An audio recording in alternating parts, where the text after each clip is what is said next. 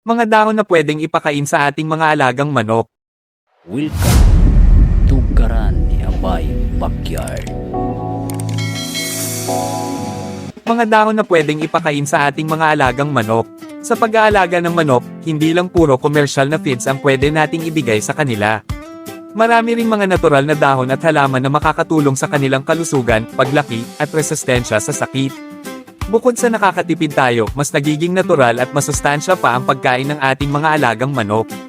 Narito ang ilang mga dahon na karaniwang ibinibigay ng mga nag-aalaga ng manok. 1. Dahon ng malunggay. Ang malunggay ay isa sa pinakamasustansyang dahon na pwedeng ipakain sa manok. Mayaman ito sa vitamins A, B, at C, pati na rin sa calcium at protina. Nakakatulong ito para lumakas ang resistensya ng manok, gumanda ang balahibo, at mapabilis ang paglaki lalo na sa mga sisiw. 2. Dahon ng kamote, talbos ng kamote. Ang talbos ng kamote ay madaling makita at napakaganda ring pagkain para sa manok. Mayaman ito sa fiber at vitamins na nakakatulong sa maayos na digestion ng manok. Kapag regular itong ibinibigay, nakakatulong din ito sa kalusugan ng tiyan at masiglang galaw ng mga manok. 3. Dahon ng Madre de Agua. Ang dahon ng Madre de Agua ay kilala rin na magandang source ng protina para sa mga hayop tulad ng manok, pato, at baboy. Nakakatulong ito sa pagpapalakas ng katawan at mas mabilis na paglaki ng manok kung ito ay ibibigay sa tamang dami. 4. Dahon ng kakawate, Madre de Cacao. Ang dahon ng kakawate ay kilala na may natural na katangian laban sa parasites at bakterya.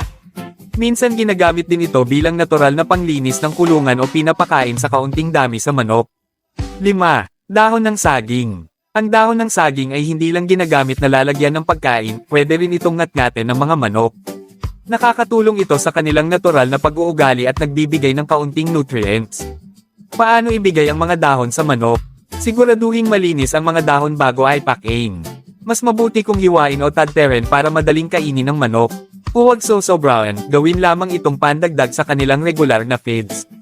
Siguraduhing sariwa ang mga dahon at hindi luma o nabubulok. Bakit magandang magbigay ng natural na dahon? Nakakatipid sa gastos sa feeds. Mas natural ang pagkain ng manok. Nakakatulong sa kalusugan at resistensya. Mas nagiging aktibo at malakas ang katawan ng manok. Sa mga nag-aalaga ng manok, lalo na sa mga nasa probinsya o bukid, napakalaking tulong ng mga natural na halaman at dahon na madaling makita sa paligid.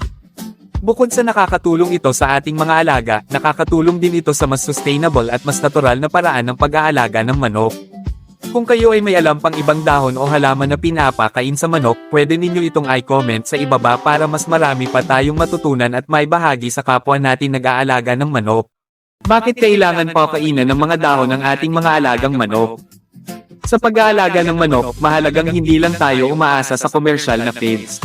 Bagamat kumpleto sa nutrisyon ng feeds, malaki rin ang naitutulong ng mga natural na dahon at halaman sa kalusugan ng ating mga alagang manok. Ang pagbibigay ng mga dahon ay isang natural at praktikal na paraan upang mapanatiling malakas, malusog, at aktibo ang mga manok. 1. Dagdag sustansya at bitamina. Ang mga dahon ng halaman tulad ng malunggay, talbos ng kamote, at iba pang berdeng dahon ay mayaman sa mga bitamina at mineral na kailangan ng manok. Naglalaman ito ng bitamina A, B, C, calcium, at iron na nakakatulong sa pagpapalakas ng katawan, buto, at resistensya ng manok laban sa mga sakit. 2. Nakakatulong sa maayos na panunaw. Ang mga dahon ay may fiber na mahalaga para sa digestion ng manok.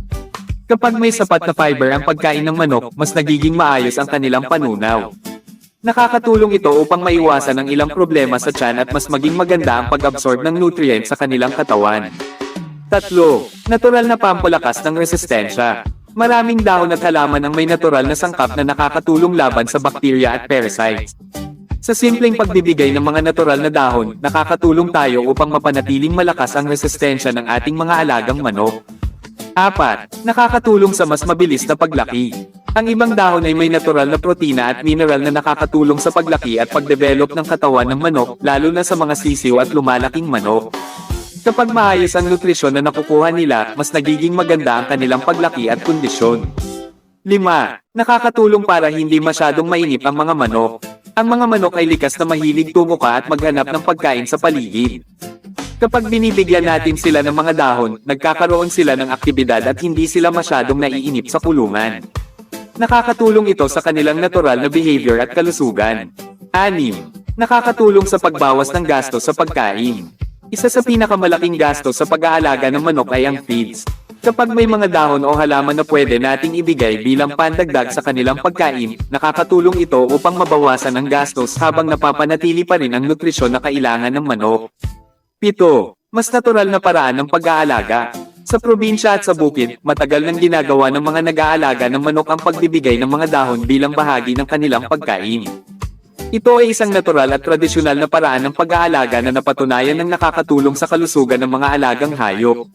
Paalala sa pagbibigay ng mga dahon. Mahalaga rin na tandaan na ang mga dahon ay pandagdag lamang sa pagkain ng manok. Hindi nito dapat palitan ang kanilang pangunahing feeds. Siguraduhin din na ang mga dahon ay malinis, sariwa, at walang kemikal bago ay pakain sa ating mga alagang manok.